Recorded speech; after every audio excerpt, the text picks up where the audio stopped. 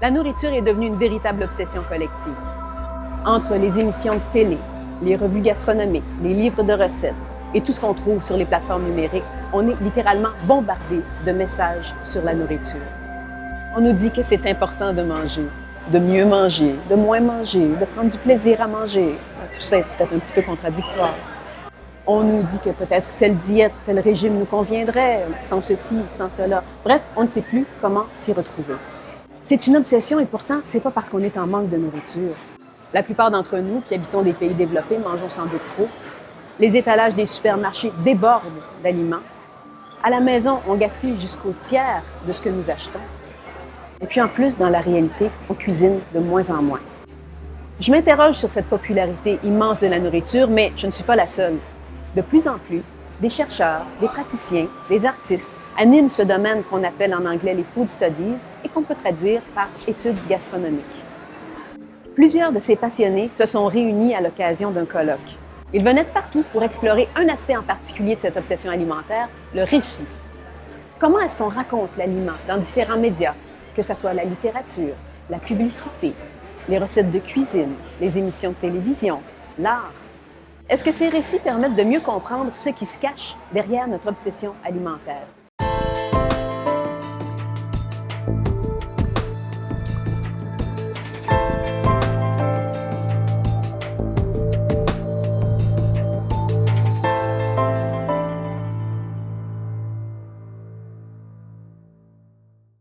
Bien souvent, les histoires que racontent les artistes sont particulièrement riches. C'est qu'ils ne cherchent pas à nous convaincre des vertus nutritives d'un produit ou à vendre un aliment au supermarché. Il s'agit de faire rêver, de donner une nourriture à l'imaginaire plutôt qu'au corps. Alors, bonjour, je m'appelle Kim Thuy et mon livre est un livre qui se mange sans calories. Kim Thuy a parlé de son roman « Man », dans lequel la cuisine permet à la protagoniste de se découvrir, de s'épanouir et d'entrer en relation avec autrui. L'un d'eux était originaire de Jatia, une ville côtière où l'on a inventé une soupe repas au poisson poché avec des vermicelles rehaussées de porc et de crevettes caramélisées dans les œufs de crevettes. Des larmes ont coulé sur sa joue lorsque j'ai arrosé son bol d'une petite cuillerée d'ail mariné au vinaigre. En mangeant cette soupe, il m'a susurré qu'il avait goûté sa terre, la terre où il avait grandi, où il était aimé. Donc, vous voyez, oui, ça vient d'une histoire vraie, mais en même temps, c'est ce qu'on est auteur, hein, on a la liberté de réinventer puis mettre ça dans la bouche de quelqu'un d'autre. Puis ça va être correct. Tout est permis. J'ai eu la chance de retourner au Vietnam travailler pendant quelques années quand j'étais avocate. Et quand je suis retournée là, j'ai vraiment refait connaissance avec la cuisine vietnamienne. Parce que veux pas, en 30 ans, je vous dirais, ou en 25 ans, la cuisine vietnamienne d'ici a bifurqué, hein, parce que nécessairement on s'adapte et puis au départ quand on venait d'arriver, on n'avait pas tous les ingrédients. Donc juste le rouleau de printemps que vous mangez, qui se vend un peu partout, la seule herbe que vous avez là-dedans, c'est la menthe.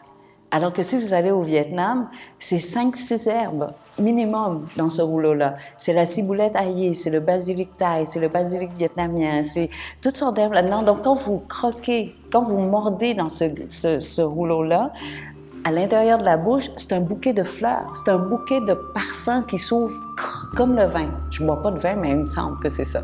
Et le goût descend et change. Et c'est la même chose avec le rouleau de printemps vietnamien. Quand vous mordez, là, la première bouchée, vous allez goûter juste les herbes, mais pas encore mâcher. Et là, plus vous mâchez, plus ces parfums-là se mélangent. Et puis, il y a un arrière-goût qui reste. Et là, je me dis, mais c'est tellement bon, c'est tellement beau. Et maintenant, à cette époque-là, au Québec, on avait déjà accès à ces herbes-là, importées de la Thaïlande ou de la Californie, et on mangeait avec ces herbes-là à la maison. Et vous, tout ce que vous aviez, c'était la feuille de menthe. Et là, j'ai dit, c'est injuste, c'est pas correct. Jocelyne Thibault a présenté une œuvre vidéo interactive, « Qu'est-ce qu'on mange ment?», qui porte sur la dimension quotidienne de la préparation des repas. Brochette de bœuf avec poivron, ragoût de boulettes, tourtière et ketchup, spaghetti carbonara avec salade, rôti de bœuf et ses oignons, boulettes de bœuf aux champignons, cube de poulet carré de madras. L'assemblage vidéo que je présente en boucle et c'est accompagné de 3 espaces sonores qui est un clic d'une horloge. Je décris aussi tous les aliments qui se succèdent rapidement. Et le troisième espace sonore, c'est des extraits du livre « La cuisine raisonnée ». Et dans ça, il y a toutes sortes d'extraits assez cocasses sur comment, quel était le décorum quand tu recevais. Par exemple, où asseoir l'évêque, qui est une donnée qui est un peu inutile aujourd'hui. On se demande beaucoup plus où est-ce que je vais asseoir ma belle-mère.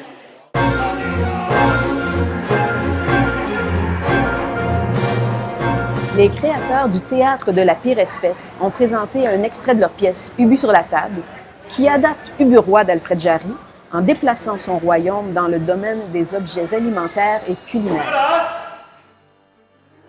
Venceslas, Mon fils, mon père, mon sujet, mon roi, mon sacrifiant. oh, Dieu! Regardez-moi tout ce carnage!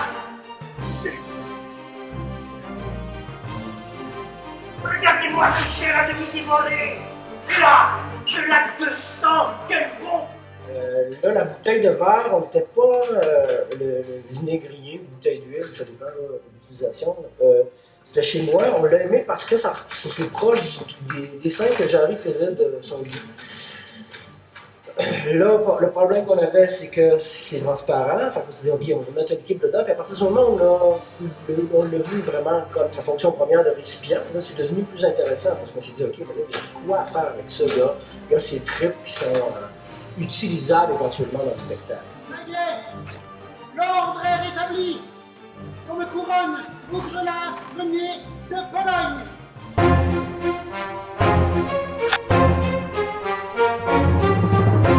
Anne-Marie Aubin et Alain Charpentier ont exploré pour nous le répertoire des contes traditionnels et contemporains.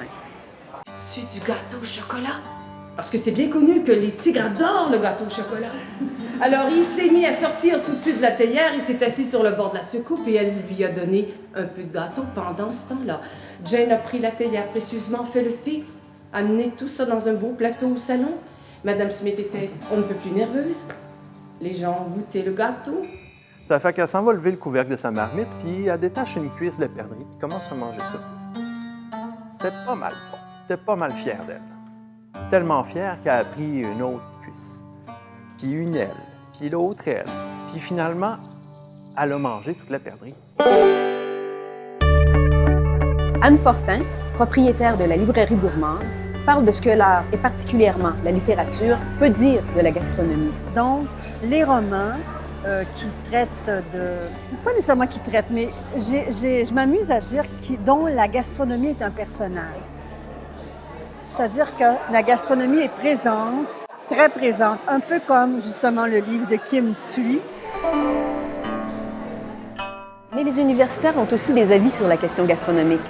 Ce sont souvent des intellectuels, mais ça ne les empêche pas d'être sensibles aux réalités concrètes de la vie et de vouloir découvrir tout ce que la question gastronomique peut cacher. Donc, je suis Julia Sergaud, je suis historienne de formation, spécialisée en histoire culturelle du monde contemporain. Et tout au cours de ma carrière, j'ai travaillé sur plusieurs objets.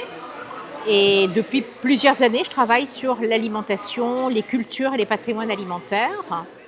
Mais ce sont des points de vue que j'aborde à travers essentiellement les aspects d'histoire politique et d'histoire économique. Il se trouve que j'ai été acteur du dossier de candidature de la gastronomie française à l'UNESCO, qui a été inscrite sur la liste représentative en 2010.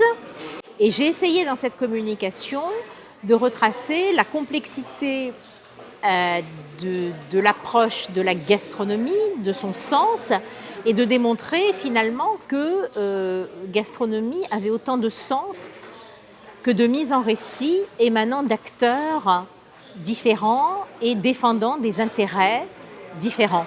Voilà, d'où la dimension politique, économique, le roman national, je pourrais dire en France, la façon dont la gastronomie est un élément autour duquel s'articule ce roman national en France.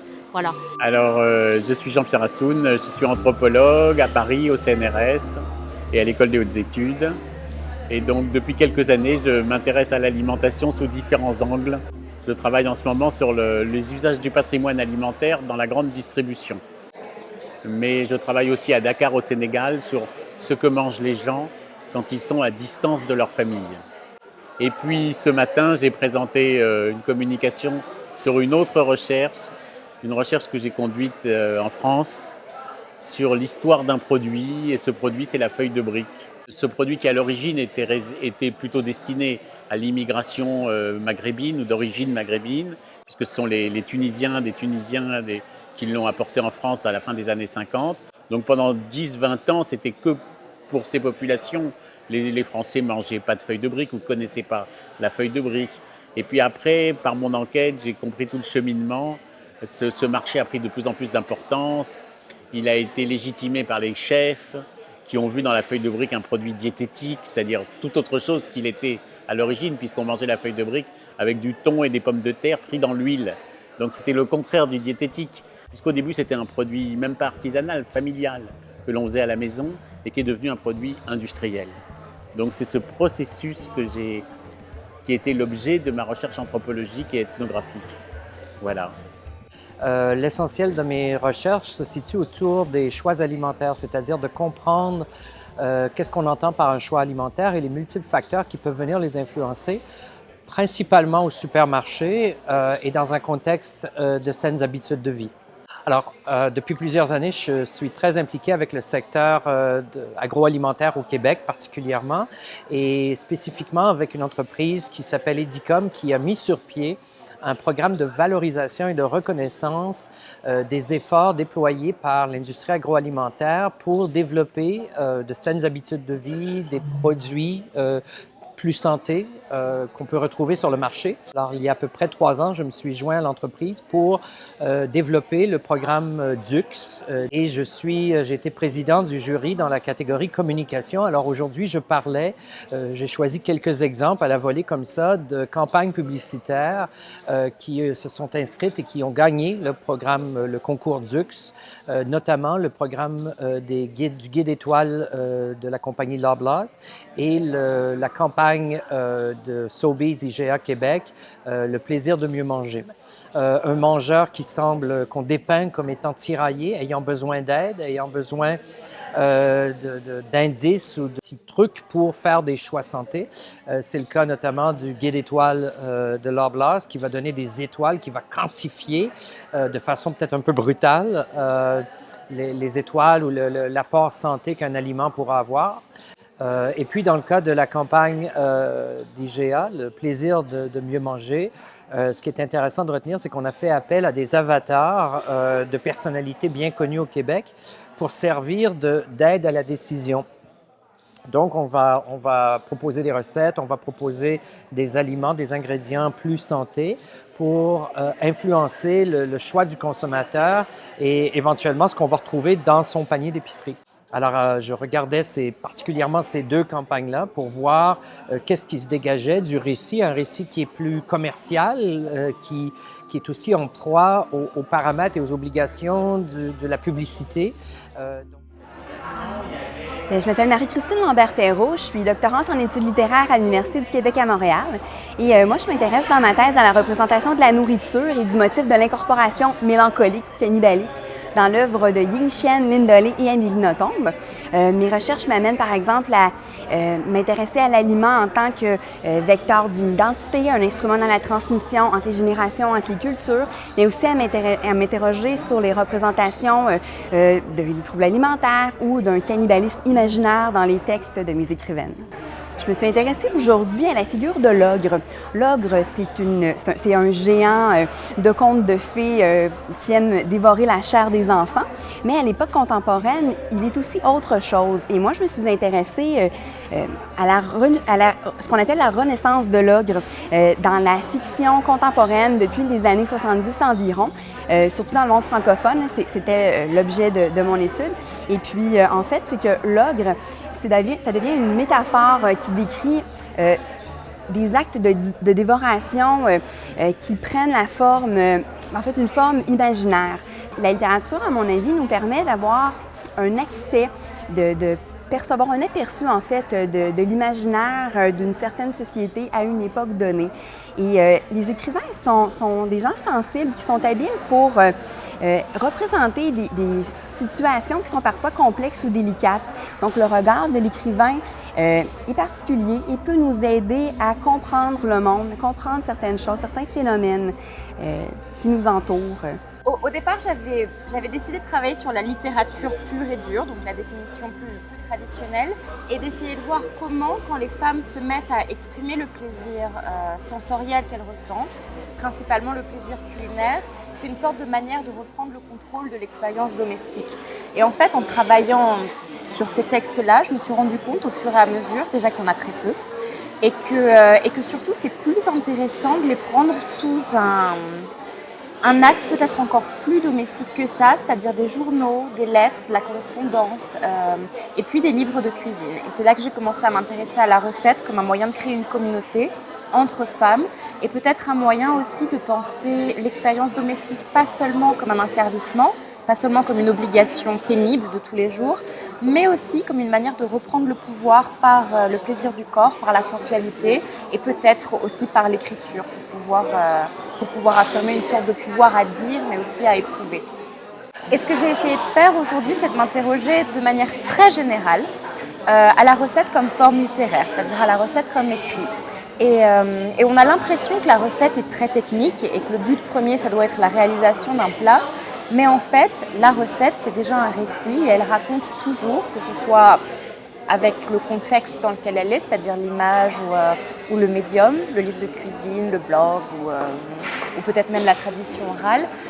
Cette recette est toujours un récit et elle raconte toujours une histoire. Et c'est ce que j'ai essayé de montrer aujourd'hui en parlant de narration informulée, c'est-à-dire que la recette, si elle ne raconte pas explicitement une histoire, a toujours une espèce d'histoire implicite à l'intérieur d'elle-même. C'est ce qui fait qu'elle est jouissive. Peut-être que des récits plus critiques, des récits de récits peuvent nous permettre de faire aujourd'hui pour penser l'aliment, c'est nous permettre de penser au-delà de l'aliment, nous permettre de penser l'aliment comme un signe ou comme un symbole qui peut-être veut toujours dire autre chose.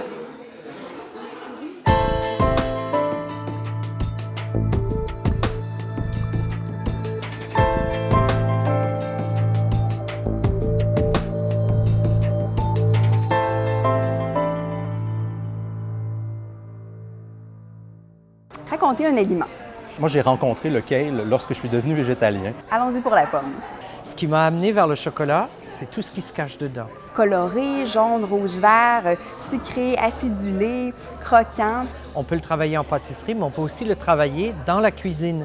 Et jamais j'aurais cru dans ma vie avant de dire que j'aurais des rages de kale. C'est le fruit défendu, le fruit de la connaissance. J'ai fait du homard au chocolat blanc et à la citronnelle. Donc maintenant, j'ai des rages de kale et j'ai le goût de me faire des salades de kale. J'allais aux pommes avec ma famille ou manger la bonne tarte aux pommes de ma tante Lise. Pour moi, le chocolat, c'est l'aliment que par excellence.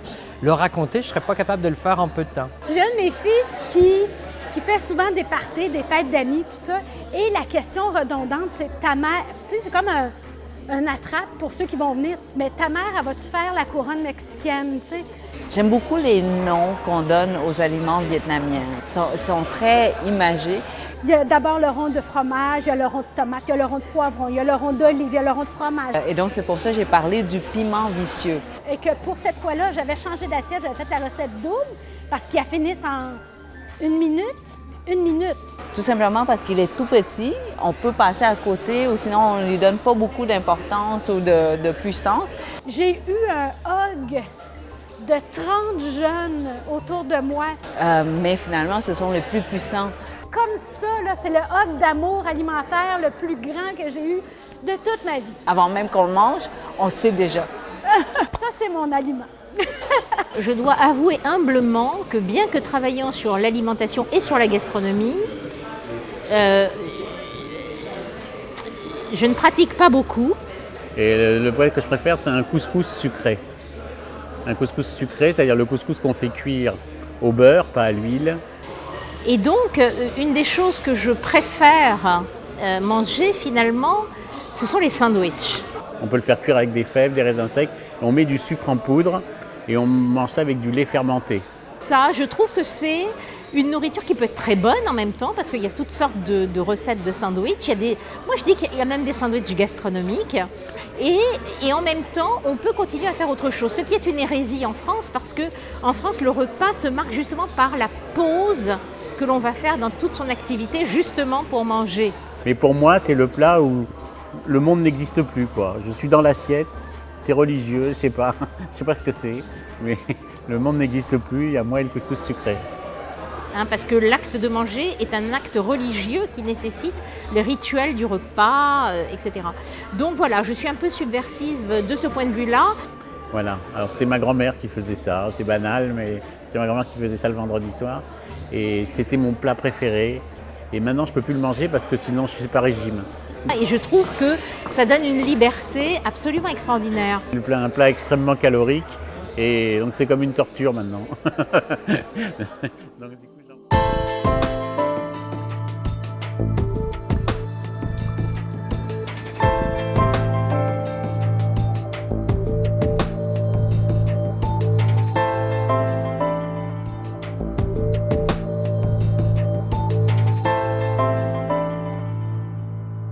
Et tant qu'à être entre passionnés, aussi bien en profiter, à la fin du colloque, on se réunit autour d'un bon repas préparé spécialement par les chefs et les élèves de l'École des métiers de la restauration et qui a pour thème la tourte. Les élèves ont travaillé d'après des recettes d'époque pour produire différentes tourtes.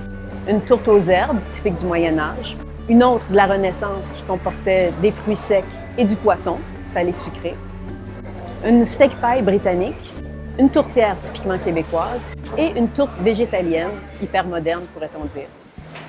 Dans les tourtes anciennes, les tourtes donc, du Moyen-Âge, tous les plats étaient très épicés. Donc pour faire part de sa richesse, les gens utilisaient beaucoup de safran, beaucoup d'épices comme les graines de paradis, donc le poivre de Guinée aujourd'hui, parce que ça valait très cher et ça prouvait que le maître de maison était très riche. Mais en fait, il cachait le goût des aliments, le goût des viandes, parce que souvent elles n'étaient pas fraîches, il n'y avait pas de réfrigération à l'époque. Mais petit à petit, ça a évolué. Il y a des tourtes qui ont été plus ou moins modifiées. Et au Québec, on a hérité de la tourtière ou du cipat du lac Saint-Jean, qui est une forme c'est une tourte. On va faire une deuxième, c'est seulement à base d'œufs, avec un fromage très nature, un fromage égoutté qu'ils appellent. On va utiliser, qu'on va mixer avec des œufs, des blés d'Acarde, des épinards, on va mettre un petit peu d'œuf. Tout ça, on va le faire cuire seulement dans des pâtes à base d'huile, soit faites à base d'huile d'olive ou faites à base d'huile végétale. On va avoir plus le steak pie qui va être fait par chef Maxime là. Et on va mélanger le bœuf avec de l'agneau, qui va être un peu style, pas merguez, mais avec des épices qui vont tirer vers là. On va faire un ketchup maison. C'est quoi les épices, Maxime, tu en avais parlé? C'est les épices classiques à marinade qui vont être girofle, poivre, coriandre, il y a du gingembre, il y a de la cannelle et il y a un peu de chili aussi. Donc c'est à peu près ça ce qu'on fait aujourd'hui. Les pâtes, on a travaillé avec James qui est très connaisseur là-dedans. Donc c'est sûr que si vous avez la chance de goûter un petit peu, ne serait-ce que même les pâtes, vous allez pouvoir voir la qualité du beurre qui s'en vit dedans, là, c'est quand même pas mal impressionnant. Terminé par ce mot, je venais comme ça, méditant sur ces deux jours et demi qu'on vient de passer ensemble et sur cet objet, la tourte. Et je me disais, tiens, la tourte, au fond, elle est cet objet qui pourrait emblématiser des qualités qu'on souhaiterait avoir. Hein? Elle est ronde et conviviale, accueillante, partageuse, ça se partage. Hein? Et elle vient de partout. Il y en a de toutes sortes dans tous les pays. On peut aussi y mettre ce qu'on veut, on peut la transformer. Et j'espère que ce colloque vous aura un peu comme ça transformé, qu'on se sera rencontrés. Merci. Voilà, merci. La gastronomie est un phénomène complexe, un fait social total qui touche à toutes les dimensions de l'existence. À cause de ça, il faut s'y mettre à plusieurs pour le comprendre. Oui, la nourriture est partout. On est obsédé par l'alimentation, mais peut-être que c'est justement une bonne raison pour essayer d'y penser pour que des chercheurs, des universitaires, des praticiens, des artistes se penchent sur la question et essaient de nous faire réfléchir collectivement à d'autres façons de raconter l'aliment.